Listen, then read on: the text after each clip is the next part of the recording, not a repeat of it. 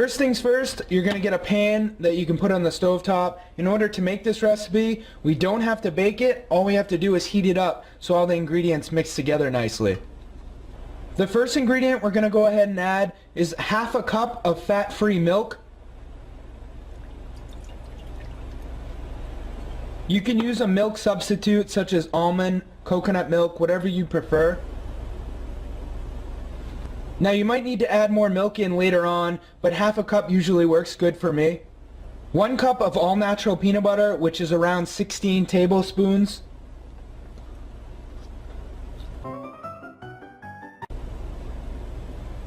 Three tablespoons of pure honey.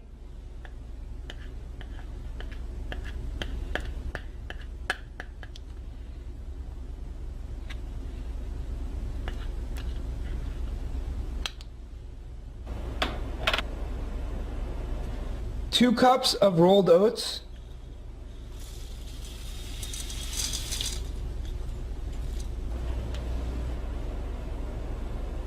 For this recipe, you want the old-fashioned oats, not the quick cooking ones.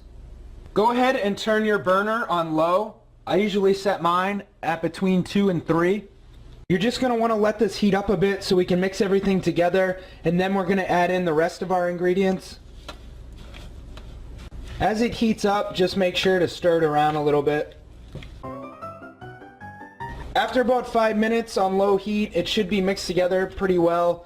So we're going to go ahead and add the rest of our ingredients now. The next two ingredients are optional. You don't have to add them. 10 to 15 drops of liquid sweetener. I use stevia.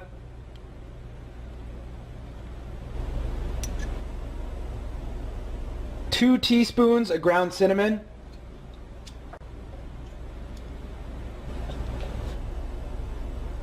One box of seedless raisins.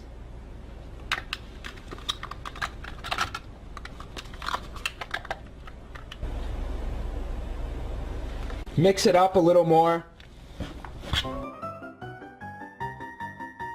And around 4½ scoops of protein powder.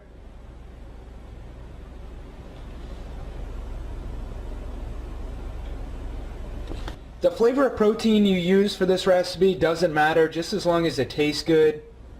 You also saw that I'm using egg protein. It doesn't matter whether you use egg protein, soy, whey, or casein. It's all going to come out the same.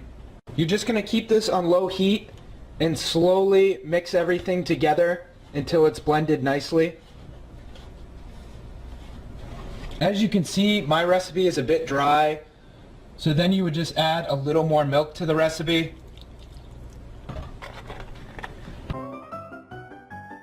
So after around 5 or 10 minutes of stirring everything together on low heat, you're going to get something that looks like that. If it doesn't look like that or it's too dry, just keep adding milk to it until it looks like that.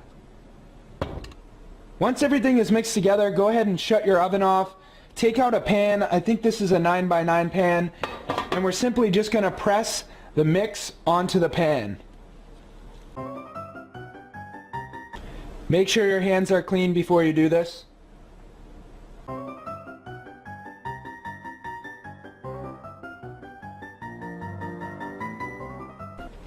And your end result should look something like that. Now you don't have to add these, but I like to add 2 servings of chocolate chips. I only had semi-sweet on hand, so I'm using those. However, you could use dark chocolate chips, white chocolate chips, whatever you want. I just add these in by pressing them into the top of the bar.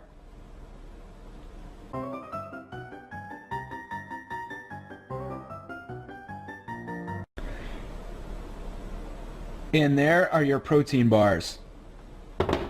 So now that everything is together, you're just going to let them sit for around 10 to 15 minutes, and then we can go ahead and cut them. After they've cooled for around 15 to 20 minutes, just go ahead and cut them into 10 bars.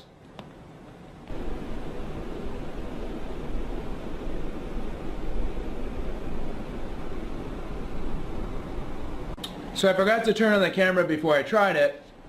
However, I do want to say that these are extremely dense. As you can see, they're still a bit warm. If you want them to cool off faster, put them in the fridge and they will harden up a bit. So I'm just going to go ahead and try it now on camera. I cannot express how good these are. Better than any protein bar you'll buy at the store, and extremely healthy and easy to make. Now if you don't include the raisins or chocolate chips, there's going to be a lot less sugar in this recipe, and they're going to be around 250 calories per bar. Just remember, in this recipe you can customize it however you like. If you don't like raisins and you like cranberries, put cranberries in instead. If you don't like chocolate chip, put peanut butter chips in, or crushed nuts, or whatever else you can think of. Alright guys, I just want to thank you for watching.